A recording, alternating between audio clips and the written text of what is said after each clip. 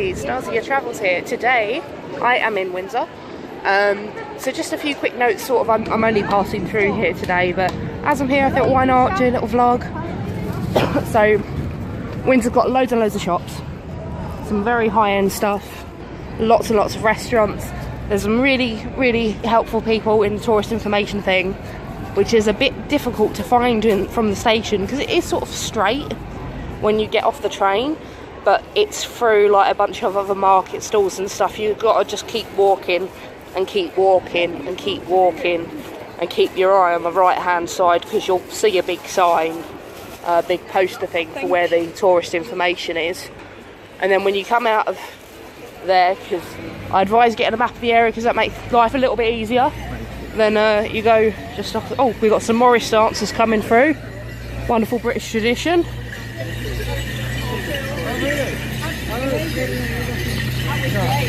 So if you're maybe from Holland or somewhere, then it's good to know. They got tours around. How much the tours are, I don't really know. If you're sort of first timer in the UK, or you royalist or whatever, they have absolutely loads of Union Jack stuff everywhere around Windsor, predictably. And then of course it is where one of the main castles are. So the way to know whether the Queen is in is if the flag's up. So they only ever put the Union Jack flag up when the Queen is actually home in this one, because of course she's got a few palaces around the UK. Everyone knows the Buckingham Palace. Windsor is another one. How many other ones there are, I'm not too sure. But Windsor's a really nice, sweet little town. Unfortunately, it is a very busy town as well. So, I mean, you can get sort of a rough picture. Loads of people standing around outside the castle. Loads of people walking around in the streets. Got some silly masks and stuff there. So it's a very royalist town. It's a very nice, sweet town. As opposed for getting to places from here, I'm not too sure about getting to certain places. Loads of Morris dancers around today. It seems like they're having a convention or something in the background. Yeah, it's sort of like a traditional dance, and they shake sticks and bells and stuff. It's kind of cool if you've never seen it before to watch a performance, but I wouldn't necessarily go out of my way. But if you've never seen one, it's worth seeing. Just to see something a bit different, really. I mean, of course you can get cheaper food and stuff here if you're wanting to come out and just have like a cheap day out. You can do, but most places are quite expensive, so you've sort of got to look around for sort of the big chain restaurants like McDonald's, etc., which then will be obviously a lot cheaper. Another thing to note as well, because it's such a tourist area, a lot of the places for toilets and stuff, you may not be able to use them unless you're actually a customer. So that's one to bear in mind. And yeah, that's about it. I think they used to, well, whether they still do, I'm not too sure, I'm afraid. But I know that they used to do tours around Windsor. How much that costs, I don't know. Obviously, you don't see the whole bit. You see certain areas which are open to the public. But again, it's quite expensive from what I remember. Way back when. I haven't actually done the tour, but I know a lot of people who have. And of course it's just nice to sort of have a look at even like the outside of the castle. Also near Windsor you can easily get to Legoland as well.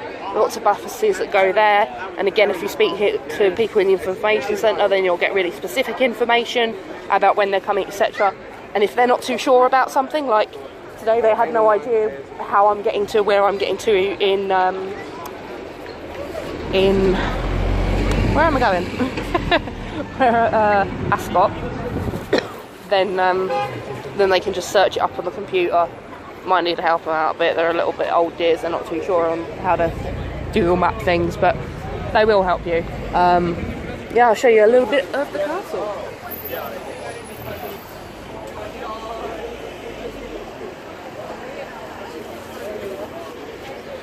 Okay, so I hope you liked this very short little vlog about Windsor.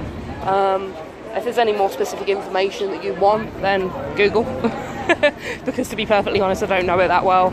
There's a nice bunch of little statues and stuff around which are also worth seeing. And taking some pictures of, particularly if you're not local and you're travelling from quite far away, it's worth doing. There's loads of different tour buses. I would compare the prices online before you come, because you'll probably find that some are a lot cheaper than others. I mean, of course it's probably going to be quite expensive just because it is such a historic town. I mean, it's the sort of place that everyone knows what Windsor is. Example of like how corny it is around Windsor, like the British stuff. You've got Mr. Bean next to a bunch of like merchandise for Windsor in the UK, and the British flag flying, so you can have a nice picture there. Another little thing of note, just up the road from the castle along the high street, there's a drinking fountain there, so if you need to refill your water bottles. I've even got the Scottish flag flying up there. And I can't see what that one is. It doesn't look like the Welsh one, so I don't know what happened to the Welsh, or I don't know what happened to the Irish, but they've got the Scottish flag.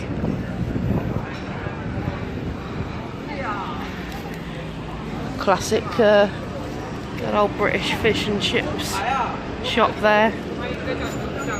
I think it's sort of a staple of the UK. If you're a visitor of the UK and you've never had British fish and chips, you've got to do it.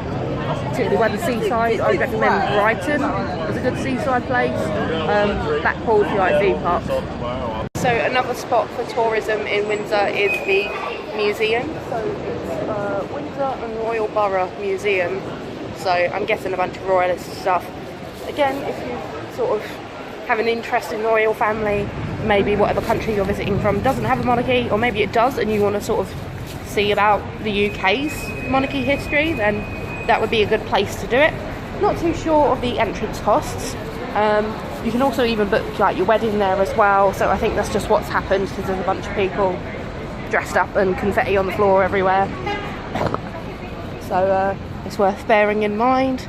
Loads of little pubs. It's quiet-ish town, sort of, if you get out of the main stretch that's near the castle, because now you can see it's opened up an awful lot of winding streets as well, where you can find some real little gems. It's mostly coffee shops, to be perfectly honest with you, but there is a whole bunch of other things. I mean, you can even get a Thai massage if you want. I hope you enjoy my little ramble, and remember to subscribe and like Stars of Your Travels on Facebook and YouTube. Bye for now.